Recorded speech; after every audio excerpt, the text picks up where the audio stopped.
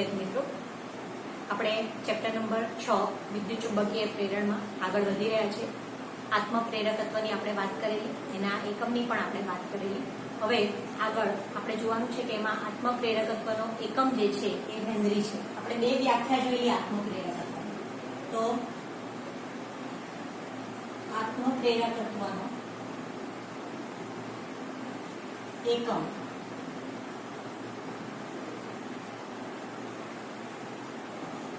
Henry, બરાબર છે.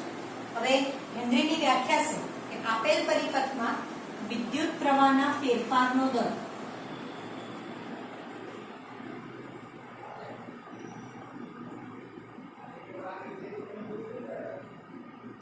એક એમ્પિયર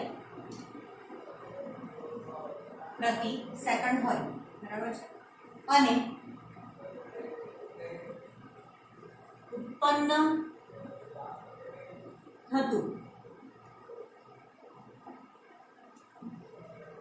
આત્મપ્રેરિત EMF 1 વોલ્ટ હોય, બરાબર છે, 1 એમ્પિયર પ્રતિ સેકન્ડ હોય, ઉત્પન્ન થતું આત્મપ્રેરિત 1 વોલ્ટ હોય તો પરિપથનું આત્મપ્રેરકત્વ ફેરફારનો દર 1 એમ્પિયર પ્રતિ સેકન્ડ છે અને EMF 1 વોલ્ટ જેટલું ઉત્પન્ન થાય છે, તો પરિપથનું આત્મપ્રેરકત્વ 1 હેનરી છે એમ કહેવાય, બરાબર છે. આ હેનરીની વ્યાખ્યા છે આત્મપ્રેરકત્વના એકમ. હવે આત્મપ્રેરકત્વ જે છે એ કઈ કઈ બાબતો ઉપર આધાર રાખે, તો નીચેની બાબતો પર આધાર. એમાં પહેલું ગુચરાના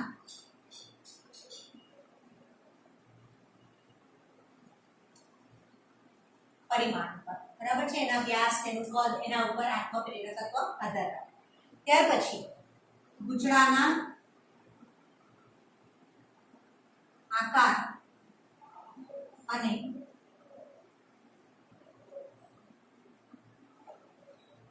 આંટાઓની સંખ્યા, આકાર અને આંટાઓની સંખ્યા ઉપર આધાર રાખે, બરાબર છે. અને ગુચરા સાથે સંકળાયેલ જે ચુંબકીય ફ્લક્સ છે, ફ્લક્સ જે માધ્યમમાં પ્રવર્તે છે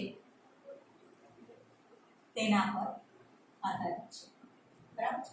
આટલી એની બાબતો છે. આત્મપ્રેરકત્વ આટલી બાબતો ઉપર આધાર રાખે છે, બરાબર. તો આત્મપ્રેરકત્વની વાત અહીંયા પૂરી થાય છે. હવે વિદ્યાર્થી મિત્રો થોડા એક્ઝામ્પલ આપણે જોવાના છે. તો પહેલું એક્ઝામ્પલ લઉં છું. આના પર જ આધારિત આપણે જે ગતિકીય EMF જોયું તે અને આત્મપ્રેરકત્વ બે પર આધારિત છે. એમાં સ્વાધ્યાયનો 6.4 દાખલા એમ કહે છે કે 8 સેન્ટીમીટર અને 2 સેન્ટીમીટર બાજુઓ વાળા એક નાનો કાપો ધરાવતા એક લંબચોરસ તારનો ગાળો 0.3 ટેસ્લાની તીવ્રતાના અને ગાળાને લંબ દિશાના એક સમાન ચુંબકીય ક્ષેત્રના વિસ્તારમાં બહારની તરફ ગતિ કરી રહ્યો છે, બરાબર છે. હવે આ રીતે છે સમાન ચુંબકીય ક્ષેત્ર.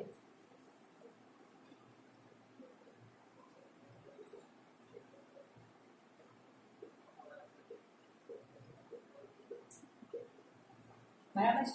તો સમાન ચુંબકીય ક્ષેત્રમાં આ એક બીજો ગાળો,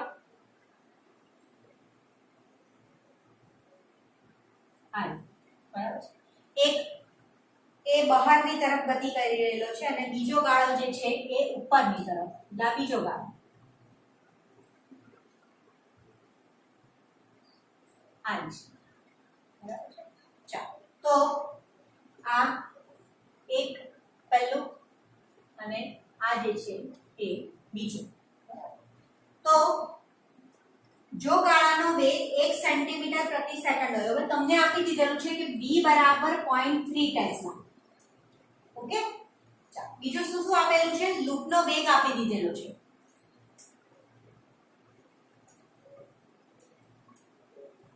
1 સેન્ટીમીટર પ્રતિ સેકન્ડ, 10⁻⁻⁴ -2 મીટર પ્રતિ સેકન્ડ બરાબર છે. 8 સેન્ટીમીટર અને 2 સેન્ટીમીટર છે એટલે L બરાબર 8 centimetre 8 into 10 raised to -2 metre અને B બરાબર L બરાબર 8 સેન્ટીમીટર છે અને B બરાબર 2 centimetre 2 into 10 raised to -2 metre. આડછેદનું ક્ષેત્રફળ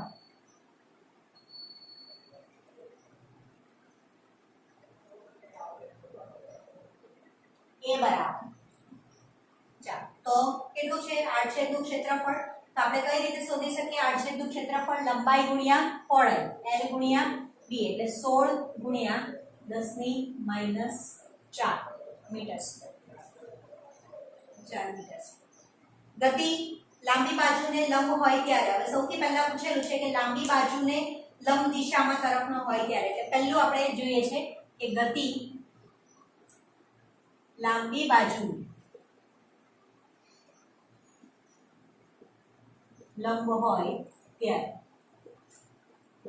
એટલે આ રીતે આ લાંબી બાજુ અને એને લંબ દિશામાં ગતિ આ દિશામાં એટલે આ પહેલી પરિસ્થિતિ છે. ગતિ લાંબી બાજુને લંબ હોય ત્યારે આપણે EMF નું મૂલ્ય શોધવું હોય તો એ કેટલું થાય BBL. B કે 0.3 ગુણ્યા B નું મૂલ્ય 10 raised to -2 ગુણ્યા L 8 into 10 raised to -2 okay એટલે 8 તારી 24 થશે 2.24 ગુણ્યા 10 ની માઈનસ હવે આ થશે 8 તારી 24 એટલે 2.4 ગુણ્યા 10 ની -4 એટલે શું થાય 0.24 ગુણ્યા 10 ની -3 વોલ્ટ બરાબર છે 0.24 ગુણ્યા 10 ની -3 વોલ્ટ એટલે તો મિલી વોલ્ટ એટલું આપણે કહી શકીએ. જો આપણે EMF શોધવું આપણે શું શોધવાનું છે તાપના છેડા વચ્ચે ઉત્પન્ન થતું EMF અને પ્રત્યેક કિસ્સામાં પ્રેરિત વોલ્ટેજ કેટલા સમય માટે રહેશે એમ કીધેલું છે. તો સમય આપણે શોધી શકીએ T બરાબર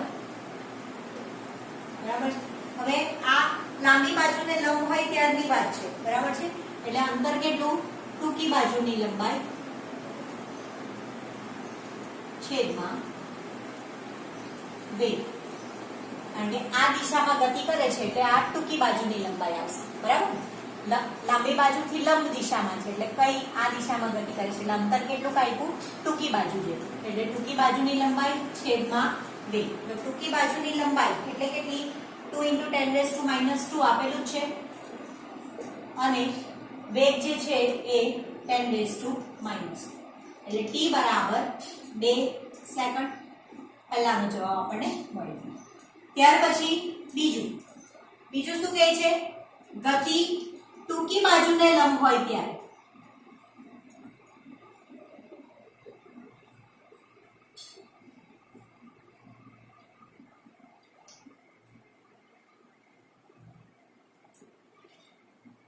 તો ટૂંકી બાજુને લંબ હોય ત્યારે E બરાબર BBL બરાબર છે સૂત્ર પાછું એ જ આપણું B એટલે 0.3 ગુણ્યા B નું મૂલ્ય કેટલું B વોલ્ટેજ વેગ તો B બરાબર આ 0.3 થશે B નું મૂલ્ય જે છે 10 raised to -2 જેટલું અને L નું મૂલ્ય છે 8 into 10 raised to -2 બરાબર છે આ વેગ V બરાબર ઓકે ચાલો એટલે એનું મૂલ્ય પણ કેટલું થશે 0.3 into 2 into 10 raised to -2 હવે જો આ પણ BBL તો થાય E બરાબર એટલે B નું મૂલ્ય મૂક્યું આપણે 0.3 B નું મૂલ્ય જે છે હવે એમાં તમારે B લેવું પડશે ટૂંકી બાજુને લંબ છે એટલા માટે બરાબર ને એટલે આપણે જે લંબાઈ લઈએ છીએ એમાં આ તો 10 raised to -2 એ તો વેગનું મૂલ્ય મૂકી દીધું પણ લંબાઈ જે છે એમાં આપણે કયું લઈશું 2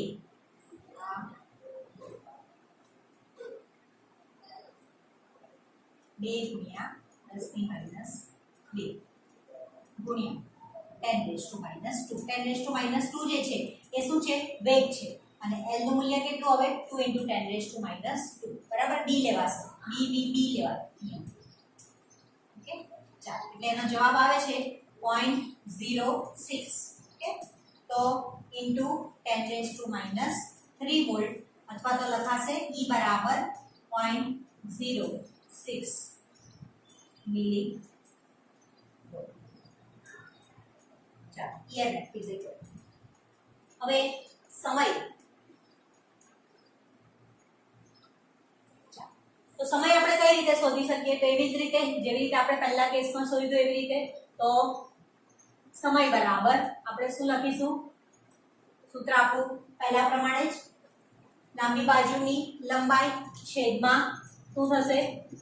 વેગ બરાબર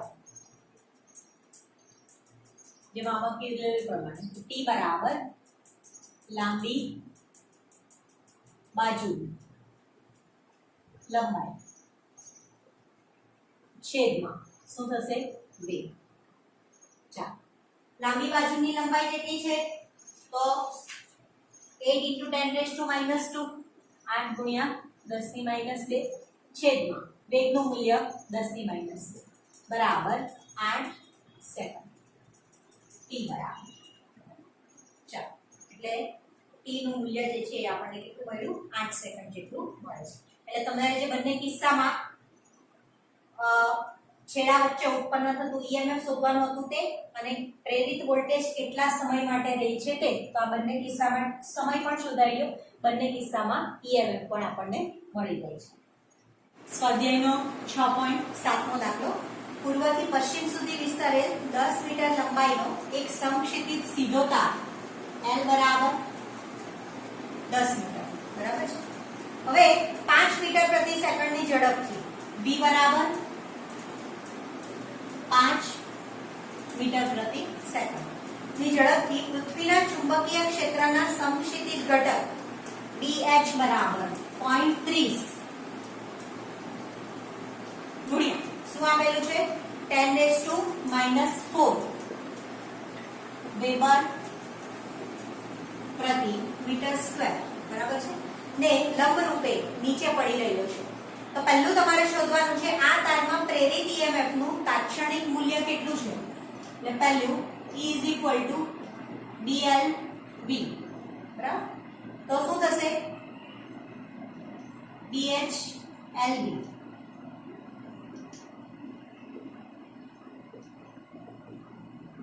L 10 અને V 5.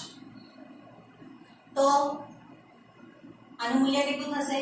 1.5 ગુણ્યા 10⁻³ બરાબર છે 1.5 × 10⁻³ વોલ્ટ. E બરાબર BH/L. તો આટલું થશે 0.30 × 10⁻⁴ વેબર પ્રતિ મીટર સ્ક્વેર. ત્યાર પછી B E બરાબર dlv. એ તો તમને ખબર પડી ગઈ, EMF મળી ગયું. હવે શું કહે છે? આ EMF ની દિશા શું છે? હવે તાર પૂર્વ પશ્ચિમ દિશામાં રહે તે રીતે અધો દિશામાં ગતિ કરે છે એમ તમને કીધેલું છે બરાબર છે. તો તેથી ફ્લેમિંગના નિયમ મુજબ વિચાલક પ્રેરિત વિચાલક બળ પશ્ચિમથી પૂર્વ તરફ હશે. એટલે તમારે સીધું જ લખી દેવાનું છે કે વિદ્યુત ચાલક બળની, આપણે નિયમ શીખવાનો બાકી છે એટલે ની દિશા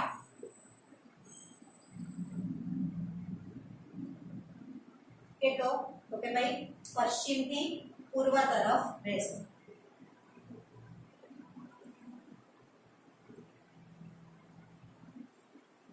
બીજોનો જવાબ. અને C આ તારનો કયો છેડો ઊંચા વિદ્યુત સ્થિતિમાન પર છે? તો પશ્ચિમથી પૂર્વ તરફ વિદ્યુત ચાલક બળની દિશા છે એટલે સ્વાભાવિક રીતે વધારે ઊંચા વિદ્યુત સ્થિતિમાન વાળો છેડો કયો હશે? પશ્ચિમ. એટલે વધુ વિદ્યુત સ્થિતિમાન વાળો છેડો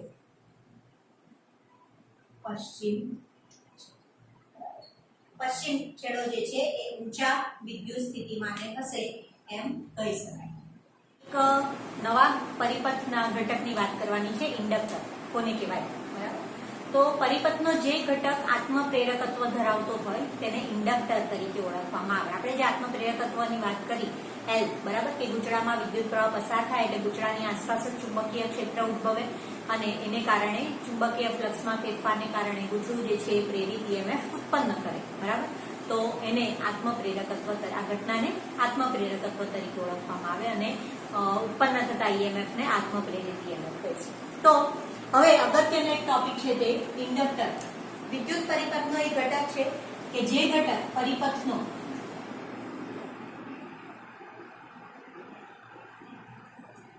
આત્મપ્રેરકત્વ ધરાવતો હોય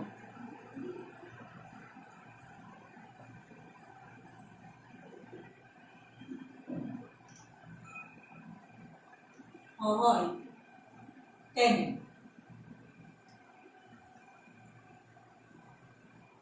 ઇન્ડક્ટર કહે છે. જે ઘટક આત્મપ્રેરકત્વ ધરાવતો હોય તેને ઇન્ડક્ટર તરીકે ઓળખવામાં આવે છે. એની સંજ્ઞા તો આ રીતે.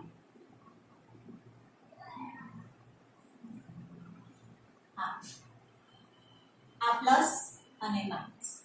તો ઘટકના જે છેડા માંથી વિદ્યુત પ્રવાહ દાખલ થતો હોય તે છેડો ધન અને જે છેડામાંથી વિદ્યુત પ્રવાહ બહાર નીકળતો હોય તે છેડો કેવો ગણાય? ઋણ ગણાય. એટલે આ દિશા વિદ્યુત પ્રવાહ પસાર થશે. બરાબર છે. આ ઇન્ડક્ટર છે. એમાં પ્રેરિત ઈએમએફ ઇન્ડક્ટરમાં E = -L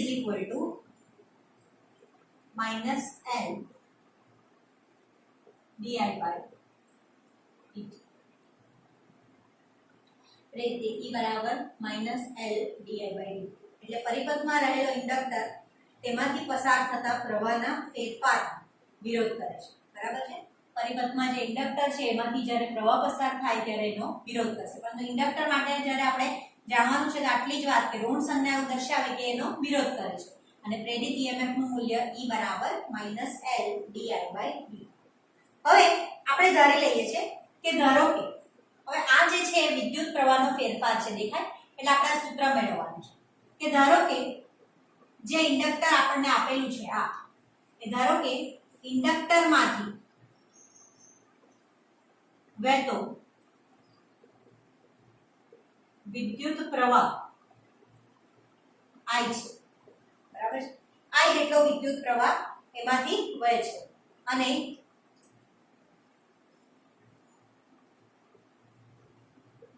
પ્રવાહનો ફેરફાર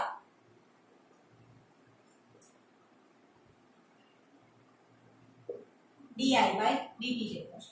બરાબર. તો વિદ્યુત પ્રવાહમાં થતો ફેરફાર di/dt જેટલો છે. માટે તેથી ઇન્ડક્ટરના બે છેડા વચ્ચેનો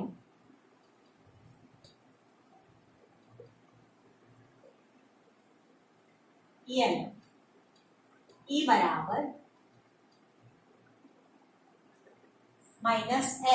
di/dt. બરાબર. એ સમયે પ્રેરિત EMF આપણને આટલું મળે છે. સમીકરણ નંબર 2.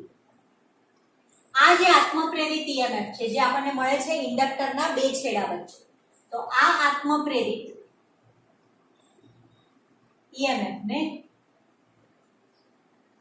બેક EMF પણ કહે છે. બરાબર. અને બેક EMF તરીકે પણ ઓળખવામાં આવે છે. એટલે પરિપથમાં પ્રવાહ પ્રસ્થાપિત કરવા બેક EMF ની વિરુદ્ધમાં કાર્ય કરવું પડે જે ઇન્ડક્ટરમાં ચુંબકીય ઊર્જા સ્વરૂપે સંગ્રહાય છે. હવે જે પરિપથ છે જેમાં ઇન્ડક્ટર મૂકેલો છે એમાં આપણે વિદ્યુત પ્રવાહ પસાર કરવો છે. બરાબર. પણ વિદ્યુત પ્રવાહ પસાર કરવો હોય એટલે આપણે એના ઉપર બળ લગાડવું પડે. બરાબર.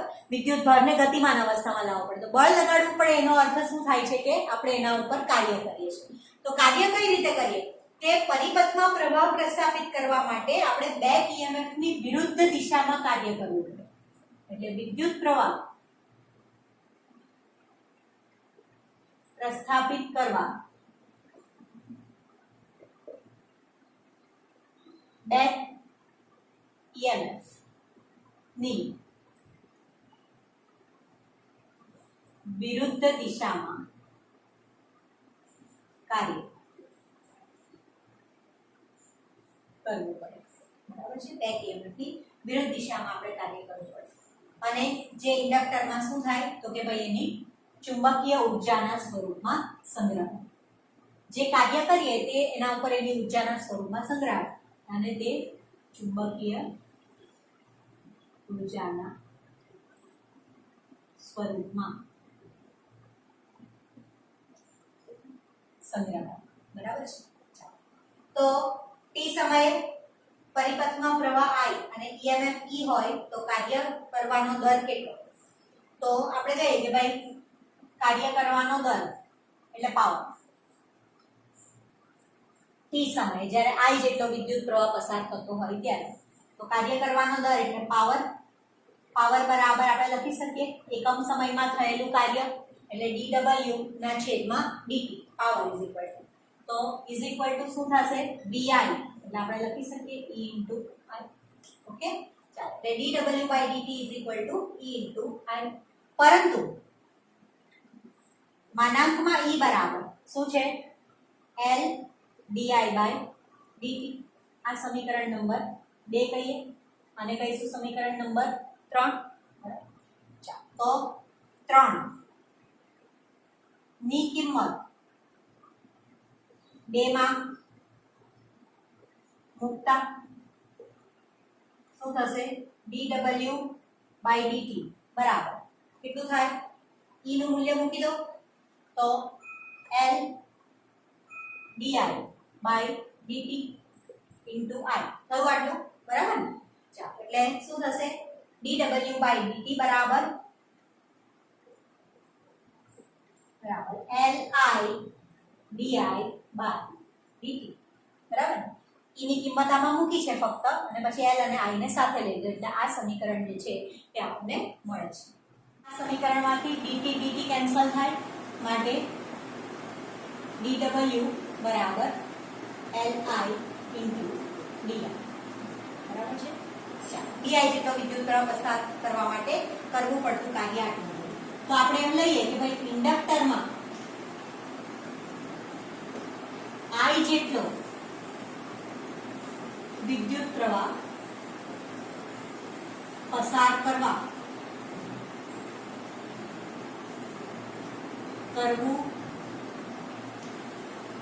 પડતું કાર્ય, બરાબર છે.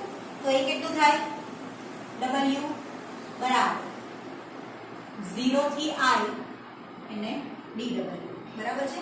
ચાલો, એટલે w બરાબર 0 to I, dw નું મૂલ્ય Li into di, બરાબર. શક્યતા છે 0 થી I dw, આનું વિકલન કરીએ પછી એનું સતત વિતરણ કરીએ સંકલન કરીને તો આપણને કુલ કાર્ય I જેટલો વિદ્યુત પ્રવાહ પસાર કરવા માટે કરવું પડતું કાર્ય આપણને મળી જશે. L અચળ છે 0 થી I into di. ચાલો, એટલે સંકલન I નું થશે I²/2, 0 થી I નું સંકલન થાય અને એની લિમિટ છે 0 થી I, બરાબર છે. એટલે શું થશે 1/2 Li², કોના બરાબર w બરાબર આના બરાબર Li²/2 એટલે 1/2 Li². એટલે એનો અર્થ એ કે જે ઇન્ડક્ટરમાં I જેટલો પ્રસ્થાપિત કરવું પડતું કુલ કાર્ય છે. આ w શું છે તો કે ભાઈ I જેટલો વિદ્યુત પ્રવાહ પ્રસ્થાપિત